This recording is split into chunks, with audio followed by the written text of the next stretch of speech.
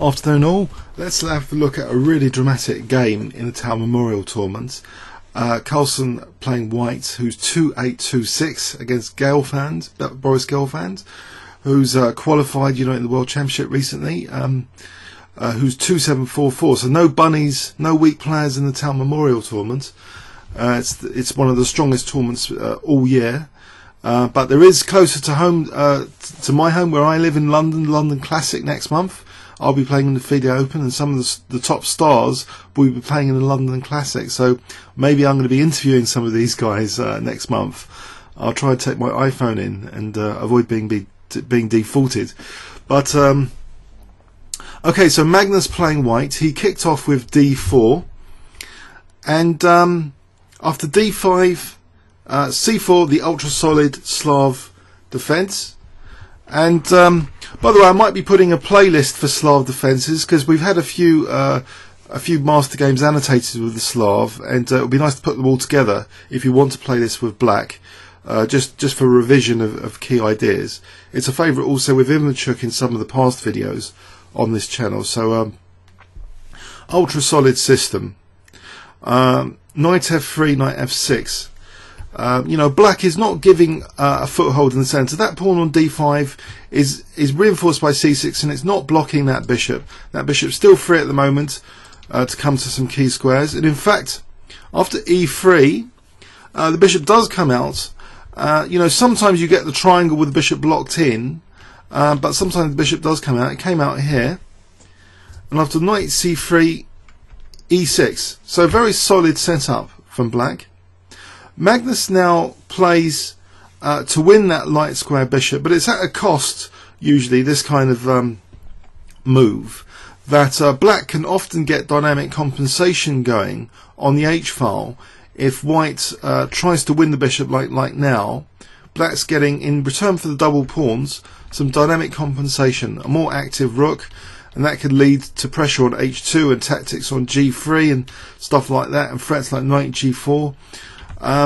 But sometimes this strategy is used with effect, even with white sometimes castling kingside. There have been some classic games in the past, and the same idea across different openings like the Caro-Kann. There was a classic win of Mikhail Tal against Botvinnik once in one of the World Championship matches where Mikhail had sort of doubled the pawns here and castled on the king's side.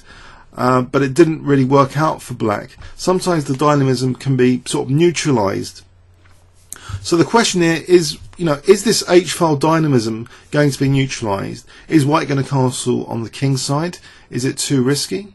Well, he plays bishop D3, Magnus. After knight BD7, black is being a bit cagey. Is he really going to castle kingside, or is he actually going to prepare to castle queenside and really try and maximize the use of this dynamic H-file? After castles, Magnus is not afraid of the H-file, it seems. And so he's got two bits now pointing at the sensitive H2 pawn, so he has to defend that. So what's a good way of defending it? Well, he chooses H3. Okay, now these pawns are not greatly mobile. It's not that easy to try and smash through with G5, G4. So black, for the moment, maybe just be trying to prepare to castle queenside and slowly increase the pressure. But Boris actually, he takes on C4 here and now plays knight B6. And not a move like queen C7 or queen E7 to try and castle queenside actually, but a pawn break in the centre now. E5. So you might wonder what is going on here. Why is black, who hasn't castled, the king's still in the centre, playing this move E5, which in one way it sort of extends the scope of this light square bishop. Does it look right to play E5? Interestingly, it looks as though, maybe D takes E5 is worth considering. Let's have a quick engine check of this position, of who stands better, and was actually the move E5 given as an engine move. It wasn't actually. Just moving the queen, as I sort of would intuitively think, or maybe even to C7. but here actually also castles given. That's not as fun. That's not using the H file. But E5, in theory, it seems technically the engine doesn't quite like E5. But what would happen if D takes E5 here? Small advantage for white.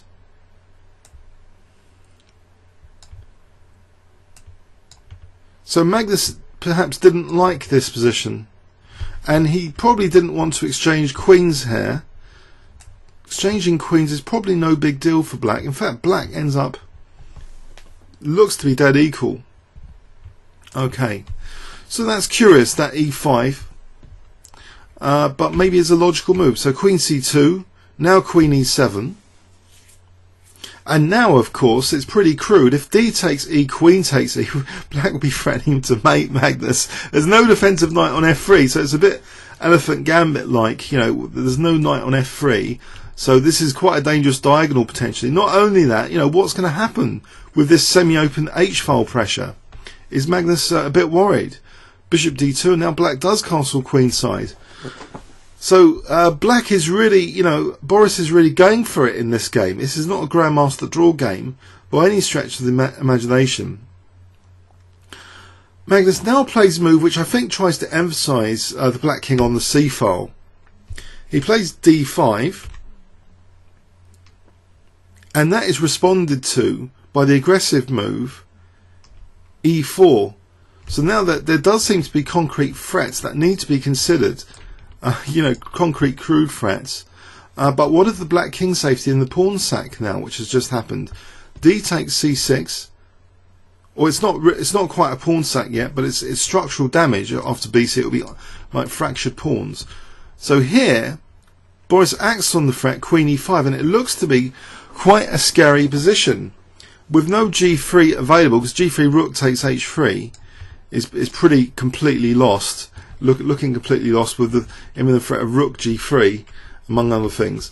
So there aren't too many defensive tries here. So this is kind of probably the only move to stay in the game now, is to play F4. Let's just confirm that. I guess that's the only move here that white has. F4. Oh, there is another move mentioned. Or C takes B7, of course, is a check. Of course, white can play that and then play a move. So say King B8. Now, anything other than F4, and it's a big. It's not good to invite the queen basically for this check time. Queen takes G2 because the queen, you know, has got access to F3. The king is going to have a difficult journey ahead to try and get to safety here. It's probably not that possible with things like Queen F3 and Rook H3 coming, as this shows. So basically F4 is forced. So Magnus is seemingly playing with fire here. E takes F3. Rook takes F3. If he plays G takes, then it is actually mate. So Rook takes F3. Okay, how does black continue the attack here? Black plays a seemingly very promising fishing pole type move. So this is starting to remind me of a chess cube Warzone game, that this H-file and the fishing pole ideas of knight G4 are often very effective to pick up points. So this is great. This is a fantastic fun game. This is totally out of the character of some of the more stodgy, solid Grandmaster games you get in the Tau Memorial. But it is the Tau Memorial. They should be having fun playing like Tau. And Boris is definitely doing that in this game. He should get some Tau points for this game, win or lose, or draw from this position. You know, because this is how Tau played, you know, aggressive, you know, exciting stuff. And this is a Tau-like move coming up. I wonder if you can spot it if I give you 10 seconds starting from now. Okay. Now, not the invasion with the queen, which looks pretty dangerous, but maybe isn't that dangerous. Actually, knight G4 is played.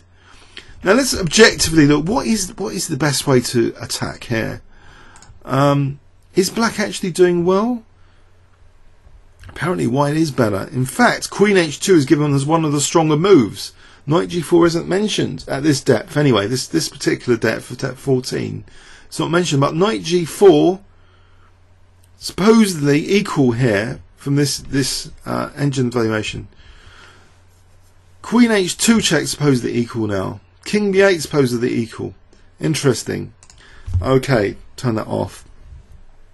So knight g4. Magnus plays c takes b7 check. King b8, getting the king out of trouble on that c file. Okay, and now Magnus accepts the knight sack. So there's a seemingly powerful tactic here to win material at the very least. Can you spot it here? What does black play here? 10 seconds starting from now. Okay, black plays this move, a deflection type move. If king takes, then the king is dragged and dropped. It's like a drag and drop tactic. So queen h2 will be mate. So actually, if the king goes to the only move, but the rook on a1 is dropping off. So basically, it's turned out into a kind of positional exchange sacrifice type combination for white. His king isn't being mated, but he's the exchange down now for how many pawns? 3, 4, 5, 6 against 1, 2, 3, 4. So he's 2 pawns for the exchange down, which is fine, and he increases the battle for the centre now, I think, with this next move, knight e2, because now the bishop is free to point across the centre soon. Bishop c3 is played, but e3 looks a bit vulnerable. Bishop c3, queen e7, keeping an eye on the e3 pawn,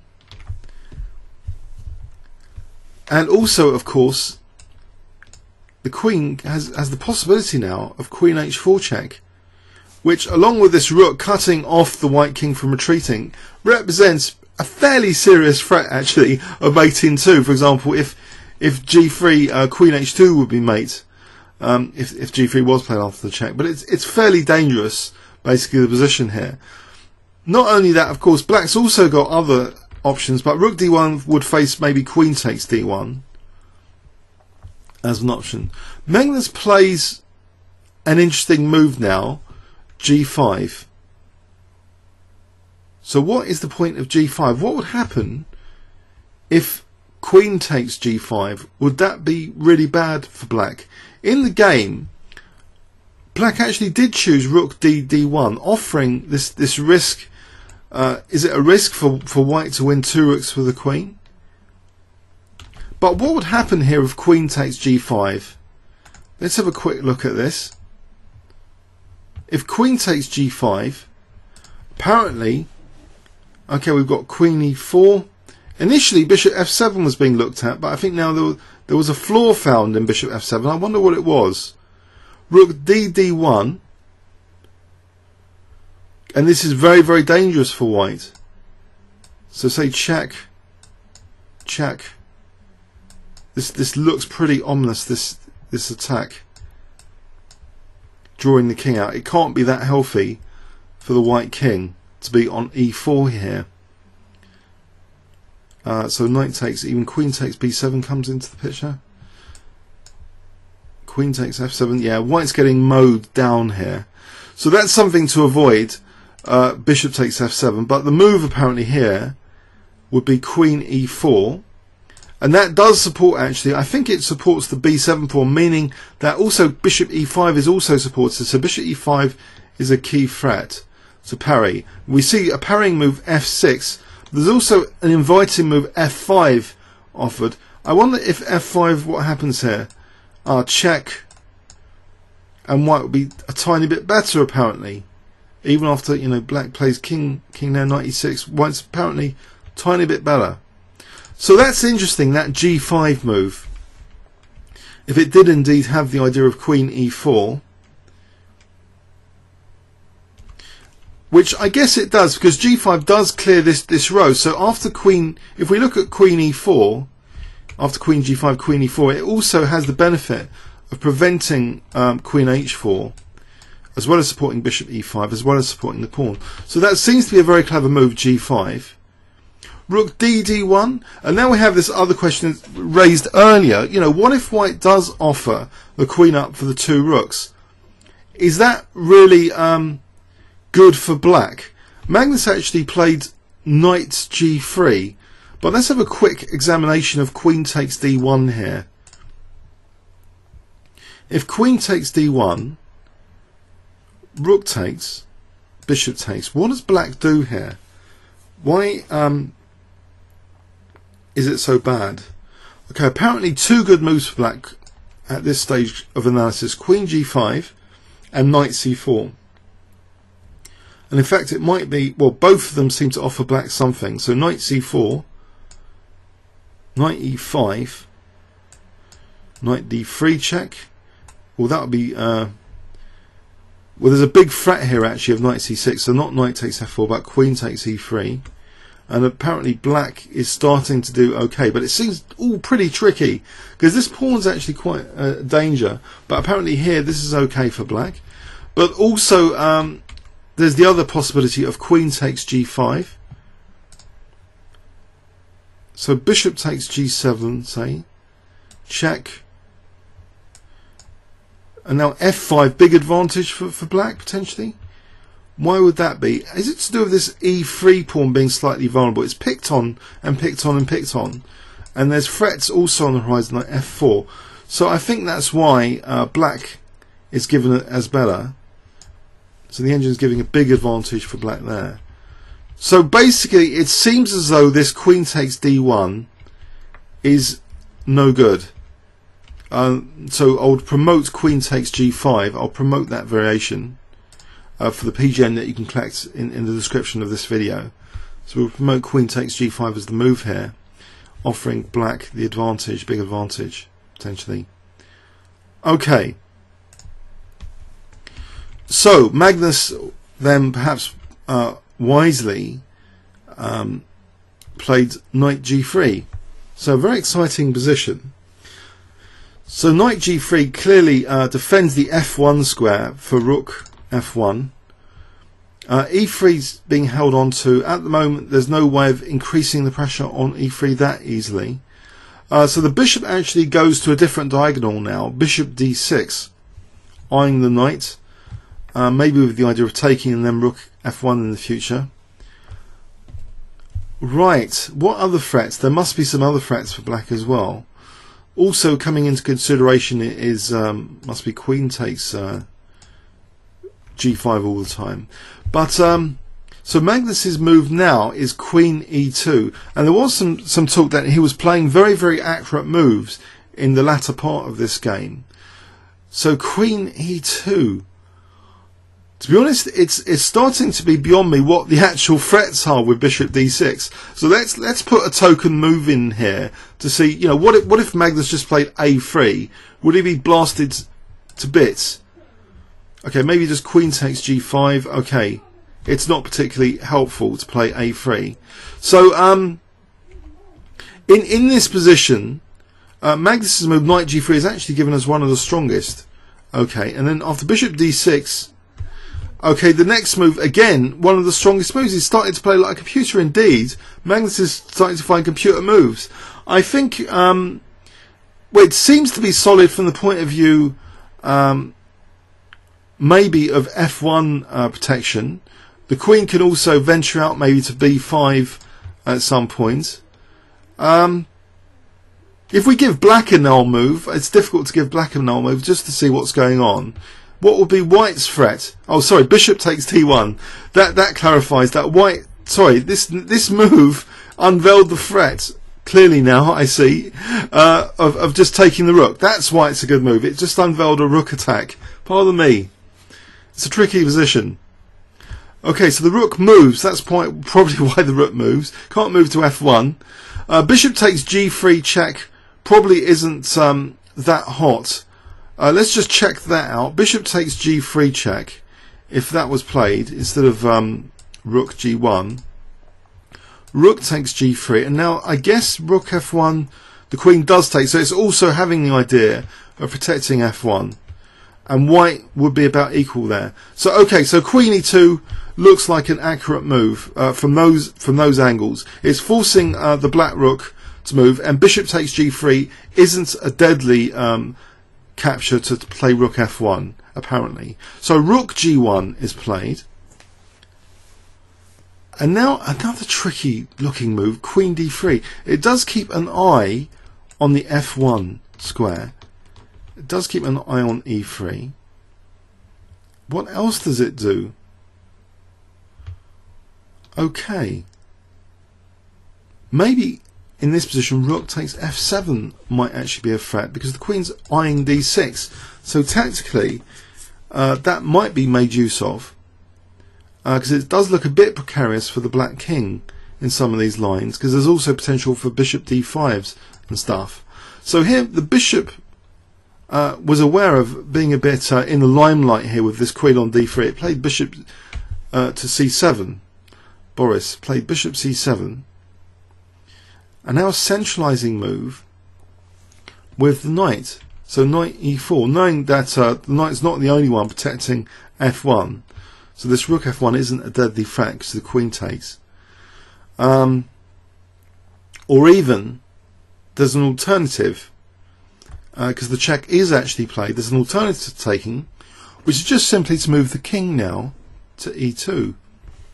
The bishop's eyeing e1. Does seem like a computer-like defence, all of this, but it seems as though g5 has worked out well to restrain the black king side against things like f5. So, and if there's nothing concrete, white seems to have, very central and nice bishops complementing each other across these diagonals. This pawn's potentially very dangerous. Still, it hasn't been captured, but it might be handy.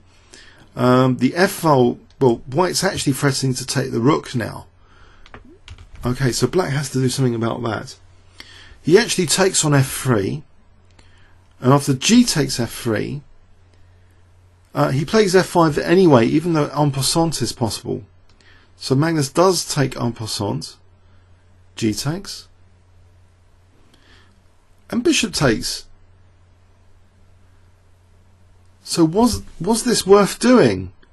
What was the idea of all of this f5 business? Well, it seems, if we look at it, it does facilitate the queen shifting to try and get at the white king again. So actually he did play the move now, queen h7. So maybe that was the idea. But now it's Magnus's turn. As Bronstein says, that's an advantage to be your turn, a very big advantage.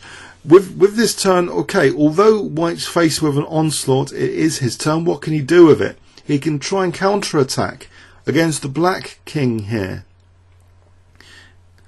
Okay, remember there's only really two major attacking pieces. King's on the light square, it's the dark square bishop. This knight's not really helping. So can Magnus get away with this? Any attacking type move? He plays queen b5, which does introduce things like queen e8 check and knight c5 check, potentially. But what of these checks? What of queen h2? What if rook g2? Rook g2's chosen. The king wanders to d3. So now I know it's not just my club games where my opponent's king's wandering around the board and getting away with it, but it seems to be in grandmaster games as well this happens. This king's taken a slight journey to get to d3, but where's the proof that black has any attack now? He actually just swaps off queens. He sees no better than to get the queens off with queen d7, inviting queen takes d7 from Magnus. But what else was there here? Let's add a bit here. Is the attack blown? It doesn't seem as though there's much. So if we just rewind just for a moment, was this f5 the only approach? Apparently Engine likes maybe even rook g2 or bishop e5. Bishop e5 just to neutralise that strong bishop maybe. So say bishop takes f7. If queen takes then bishop e5. Bishop takes c3. B takes. Taking on b7. Apparently this is slightly better for white. Either king f2 or queen d6. So it was starting to be a tricky position actually for black. after this rook takes f3, and there wasn't really much better than rook takes f3 either.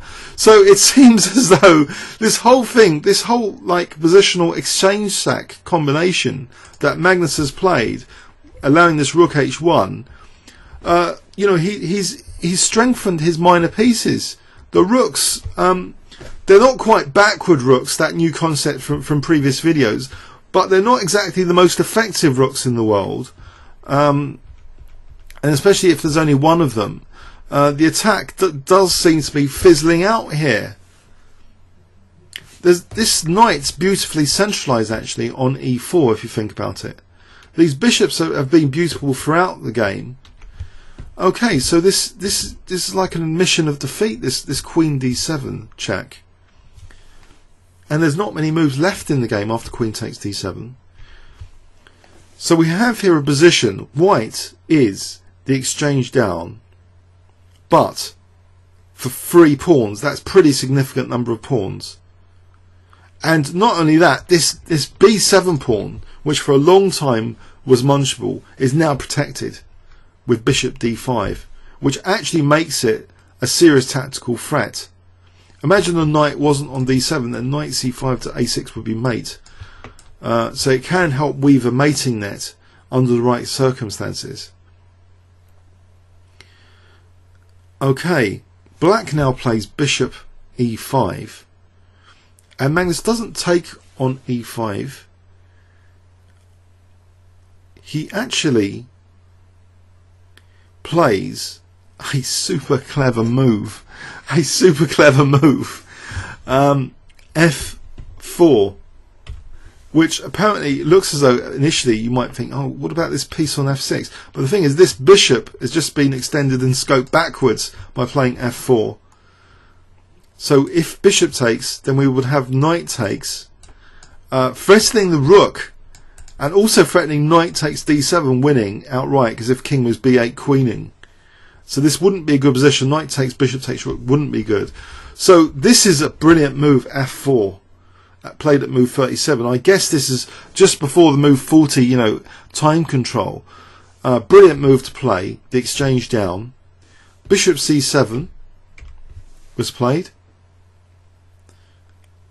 And now this crushing idea that I mentioned earlier, where this pawn might form a mating net, is actually emphasised now with this next move, bishop c6, inviting positively knight takes f6. Black had to resign here, because if knight takes f6, knight takes, not only attacking the rook, but threatening knight d7 mate. How embarrassing. What else is there? If knight b6, then I guess we can use knight c5 here to threaten knight a6 mate. Again, hitting the rook. Discovered attack on the rook.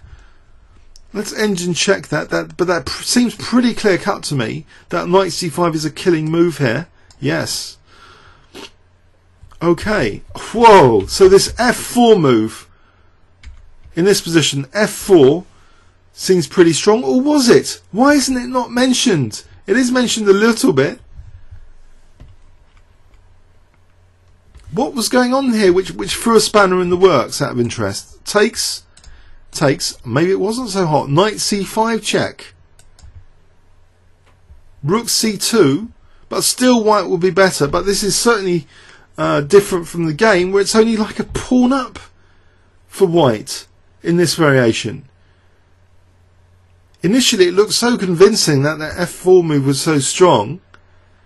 But here, it's not so convincing. Black is the exchange up, but it is for 2 pawns still. Check. Say. Knight f8. It's not that convincing. It's the exchange for 2 pawns with the bishop in a very dominant position holding on to a2. But still, maybe that's definitely better than the game continuation. So this was perhaps then in the light of that, bishop c7 was a disaster move because of bishop c6. So and also, why is bishop takes e5 stronger? Maybe is it the king coming then in to help the pawn? Say check, king c3, and this just maintains the idea. I think these ideas. So say knight e1, we maintain that idea. Check just about with the knight on e1 supporting that. King d4. And now this would be a huge advantage for white. So Magnus's play wasn't, you know, even though he's 2-8, 2-6, even in this simplified position, even f4, which looks visually like crushing, there was a stronger continuation here. You know, engine's pedantic like that. So f4, which looks really good, but black, you know, really blundered here. Then with bishop c7, we can say scientifically, bishop c6, knockout blow. Wow, this was a fun game. Let's go through this again in overview and summary. So it started off with a boring Slav variation, but what a non-boring Slav game of the year. I would vote this one of the most exciting high-level Slav games of the year, where black's getting that little bit of dynamism, white's positively, utterly inviting fireworks on the H file pretty soon. The prelude to black's attack is releasing the tension in the centre to play this thematic break, and then proceeding to play like a caveman shortly after this. So inviting even the exchange of queens. Might say, no, okay, play your caveman attack, castle queenside, sacrifice your bits. It is the town memorial after all. But we have here, you know, basically an elephant gambit strategy. I'm using this strategy all the time for this diagonal for h2 in chess cube war zones. It's elephant gambit type strategy without a defensive knight on f3, and it's even a fishing pole type tactic coming up with the knight g4.